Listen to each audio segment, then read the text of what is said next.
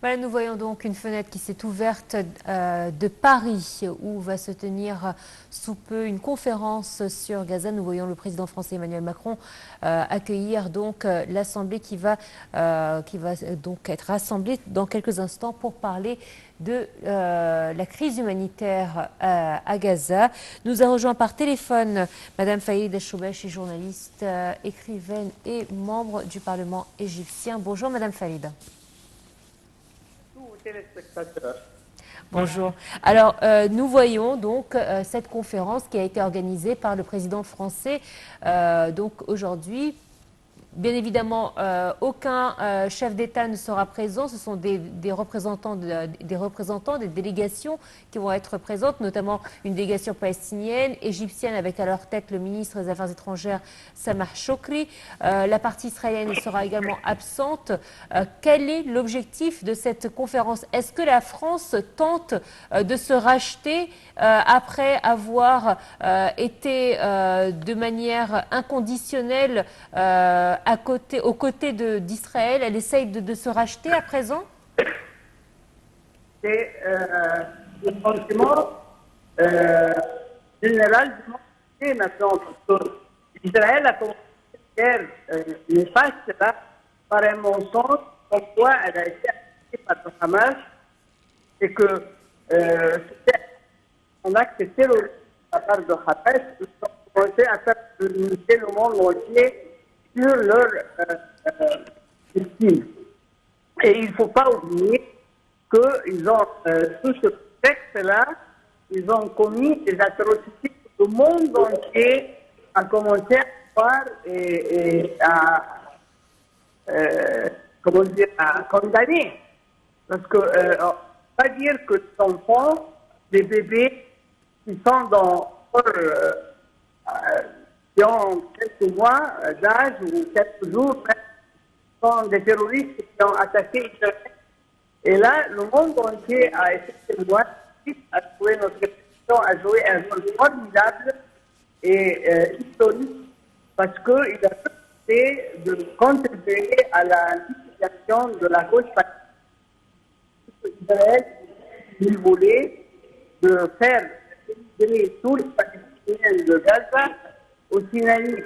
Incroyable, parce qu'il était une tâche noble et anti-nationaliste et contre 2 millions de Palestiniens qui veulent rester dans leur pays, et ils ont nié aux Palestiniens le droit à la résistance. Et ça, je crois que Israël et les États-Unis n'avaient pas, n'avaient pas attendu ce résultat-là que nous voyons dans le monde entier maintenant, et partout il y a des manifestations anti-israéliennes, pas israéliennes, ça, mais en tant que conduite condamnable et vraiment qui n'a rien à voir avec l'humanité.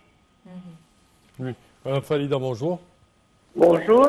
Alors, à présent, l'Égypte essaie de déployer le plus d'aide au côté palestinien, certainement aux Palestiniens dans la bande de Gaza. Au cours de cette conférence, surtout qu'Israël ne participe pas à cette conférence. Qu'est-ce qu'on attend vraiment de cette conférence et quelles sont les prochaines étapes selon vous? C'est-à-dire qu'on attend que mobiliser le monde entier, ce n'est pas possible. Il y a un État de quelques millions de mercenaires qui défient le monde entier, qui fait des crimes vraiment condamnables. C'est du jamais. C'est-à-dire que c'est un État qui fait 2 millions de Palestiniens, de les affecter, de leur défense, de leur couper la d'eau, tout ce qui faut pour sa vie. Et ça, tout sont possibles. Comment dire, c'est un acte qui est dans le crime du monde entier. Eux sont en train de faire Palestiniens sur pas à vivre. Tous Parce que ce que de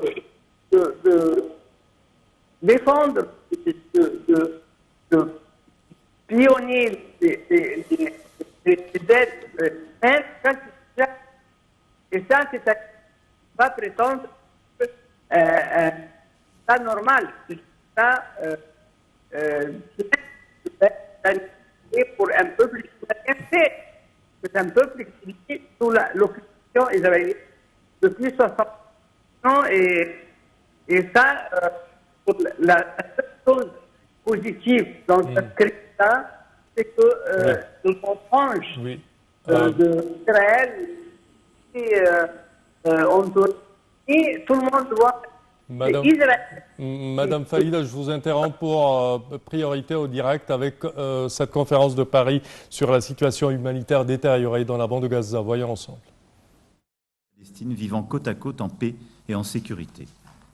Démontrons avant toute chose que la création d'un État palestinien sert la sécurité d'Israël. Démontrons